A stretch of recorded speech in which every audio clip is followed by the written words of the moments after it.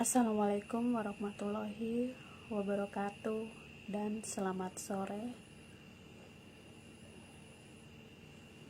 Perkenalkan, nama saya Lydia Pascalina Saferiana Ragenaga dengan NIM B1A11936, mata kuliah Kimia Fisika.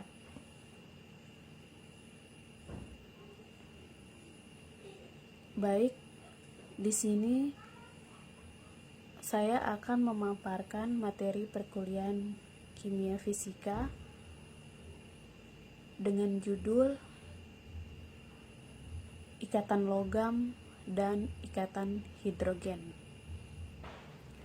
Pengertian ikatan logam.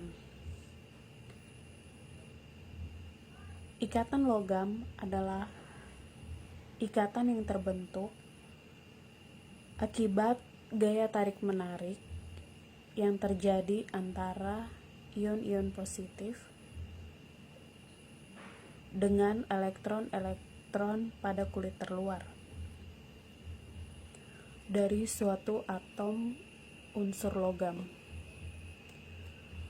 Kekuatan ikatan logam dipengaruhi oleh tiga, yaitu yang pertama jari-jari atom, di mana semakin besar jari-jari atom menyebabkan ikatan logam semakin lemah. Kedua, jumlah elektron valensinya.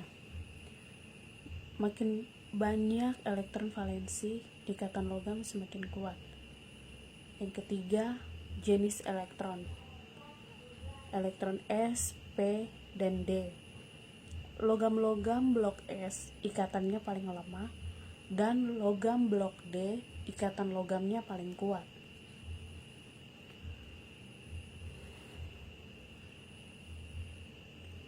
Sifat-sifat ikatan logam dibagi menjadi 7, yaitu yang pertama, mempunyai permukaan yang mengkilap. Kedua, penghantar listrik yang baik atau konduktor. Ketiga, penghantar panas yang baik.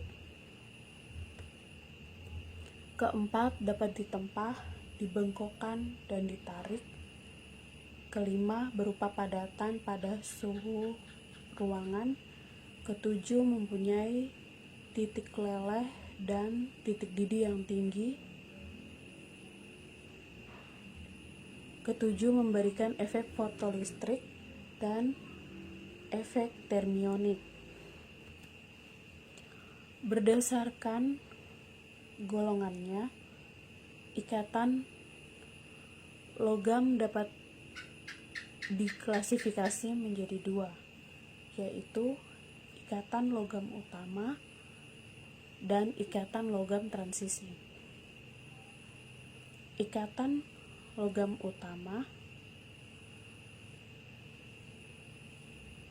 adalah ikatan logam pada unsur golongan utama relatif lebih lemah dibandingkan dengan unsur golongan transisi. Contohnya, kristal besi lebih kuat dibandingkan dengan kristal magnesium.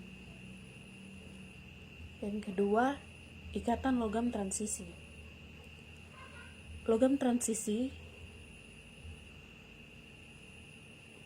cenderung memiliki titik leleh dan titik didih yang tinggi. Alasannya adalah logam transisi dapat melibatkan elektron 3D yang ada dalam kondisi dilokalisasi seperti elektron 4s. Lebih banyak elektron yang dapat terlibat, kecenderungan daya tarik antara semakin lebih kuat. Contoh ikatan logam pada unsur transisi, yaitu Ag, Fe, dan Cu.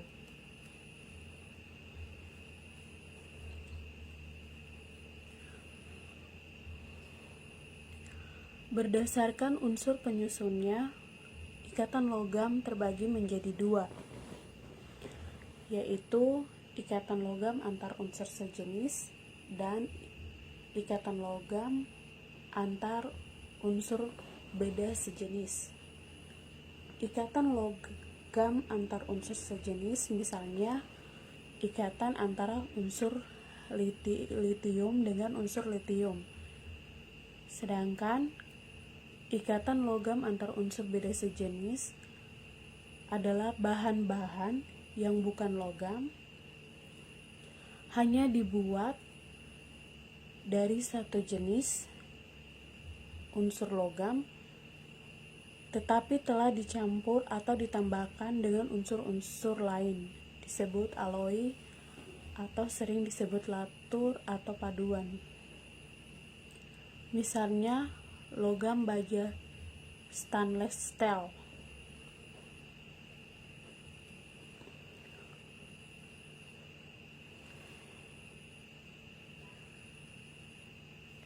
Teori-teori ikatan logam. Yang pertama, teori awan elektron.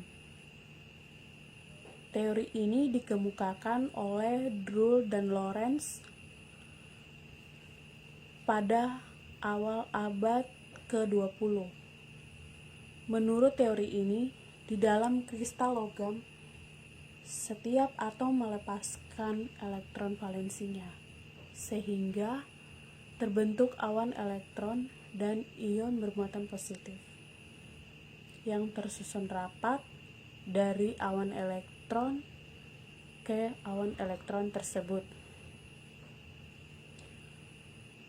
Karena elektron valensi tidak terikat pada salah satu ion logam,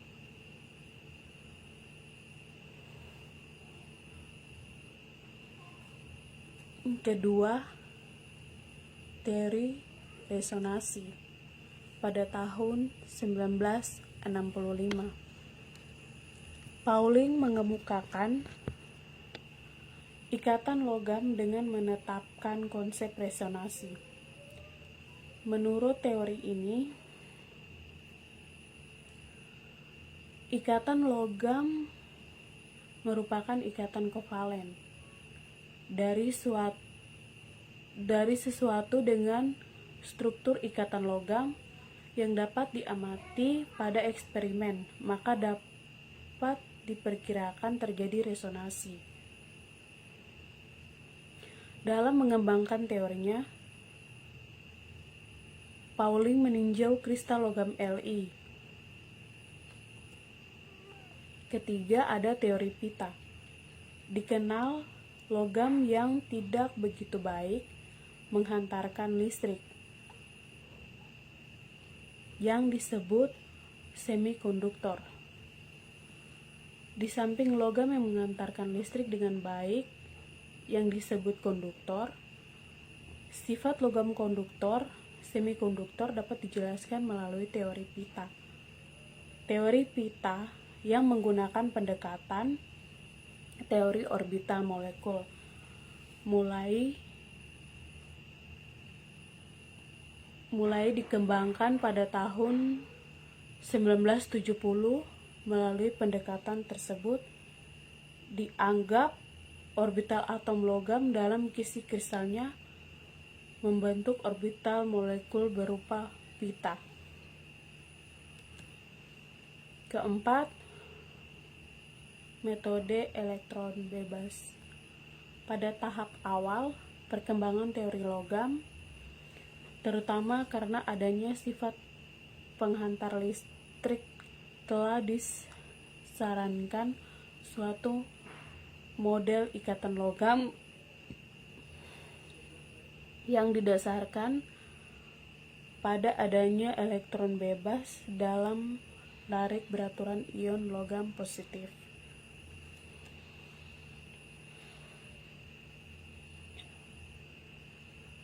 Reaksi senyawa kimia. Logam-logam alkali mempunyai beberapa sifat. fisika antara lain semua lunak putih mengkilat dan mudah dipotong. Jika logam-logam tersebut dibiarkan di udara, maka permukaan akan menjadi kusam karena logam-logam tersebut mudah bereaksi dengan air atau oksigen. Ikatan hidrogen. Ikatan hidrogen merupakan ikatan antara molekul yang memiliki atom H yang terikat dengan pada atom yang memiliki keelektronegativan yang tinggi. Ikatan hidrogen memengaruhi titik didih suatu senyawa. Semakin besar ikatan hidrogen, maka semakin tinggi titik didihnya.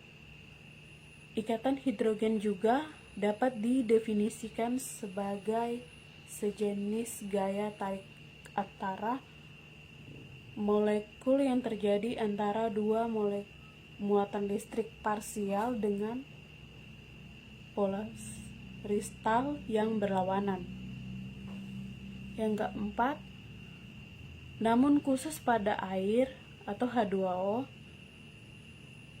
terjadi dua ikatan hidrogen pada tiap molekulnya. Klasifikasi ikatan hidrogen dibagi menjadi dua, yaitu yang pertama ikatan hidrogen intramolekuler dan yang kedua ikatan hidrogen intramolekuler. Ikatan hidrogen intermolekuler adalah ikatan yang terjadi pada molekul yang berbeda antara molekul, contohnya reaksi antara H2O dengan Cl. Dua ikatan intramolekuler, yaitu ikatan yang terjadi pada satu molekul atau dalam satu senyawa, contohnya H2O atau air. Dalam air terdapat ikatan hidrogen, sejumlah pasangan elektron bebas pada pusat senyawa. Ikatan hidrogen intramolekuler banyak ditemukan dalam makrometer seperti protein dan asam nukleat.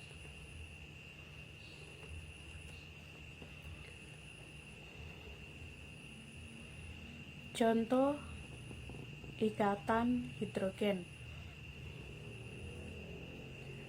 Contoh ikatan hidrogen yaitu H2O atau air. Air sebagai dasar kehidupan disatukan dengan ikatan hidrogen.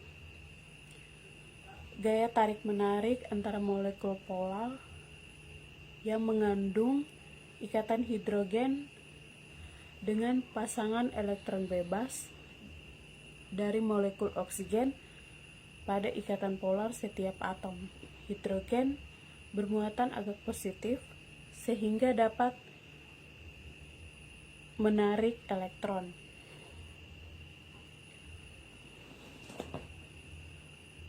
Ikatan hidrogen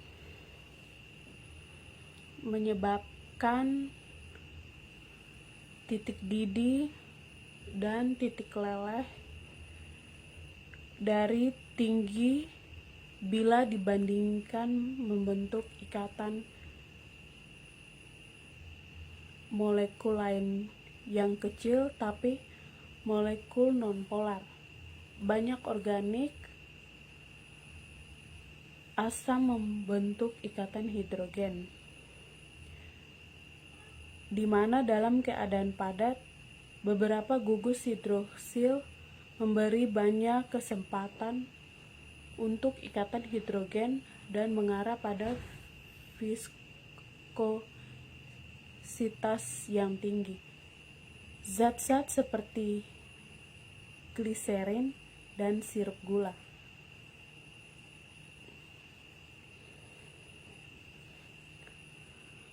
Baik, terima kasih. Sekian pemaparan materi yang saya bawakan. Terima kasih.